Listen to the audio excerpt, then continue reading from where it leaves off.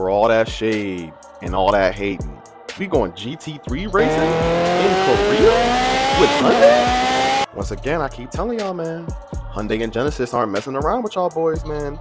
Twin turbo V8, mid-engine supercar, GT3 racing, it's happening. And I know what you're thinking. Fred, it's never gonna make it to production. Do they even have a V8 motor that's gonna go into it? Twin turbo V8, my friends, from their Le Mans supercar. So, and it's essentially just two of their four cylinders they've already been racing with in WRC, so rallycross racing, similar motors to like what I have in my Veloster 2019. It's just two of those four cylinders slapped together. So it's already been tried, true, and tested in WRC and with the Le Mans car as well. So we're pretty good to go when it comes to engine development. At least looks like it's going to be like a 3.2 liter V8, but again, twin turbo. Let's go ahead and take a look at it.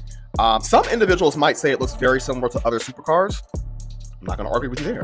However, dude, when did you ever expect to see a butterfly door Korean car, bro? You do get some classic supercar proportions, so the car is very, very wide and very low. It has 345s on the rear, dude, and 275s up front, so they're not playing.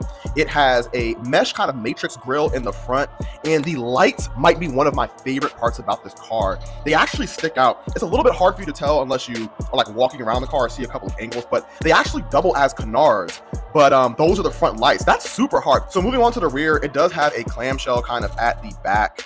And I'm loving how the lights integrate with that clamshell. There is no back window, so I'm sure folks who eventually do end up purchasing that are gonna hate that feature because you're gonna have some type of weird camera setup, but that's always funky on these supercars.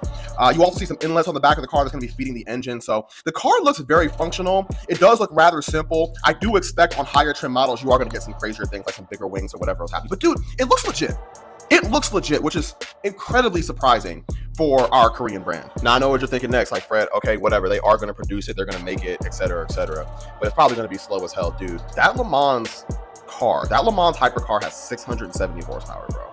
Now, it is the twin turbo V8, it's also paired with an electric motor that's putting out about 70 horsepower, but dude, anything over, contrary to popular opinion, but anything over 500 horsepower is a lot of power. Once you're going over 600 horsepower, etc., it's going to be a legit supercar. At least that's my prediction. You have to stay tuned, but it looks like Korea has finally produced their competitor, not only to the Porsche 911, but also the Corvette C8.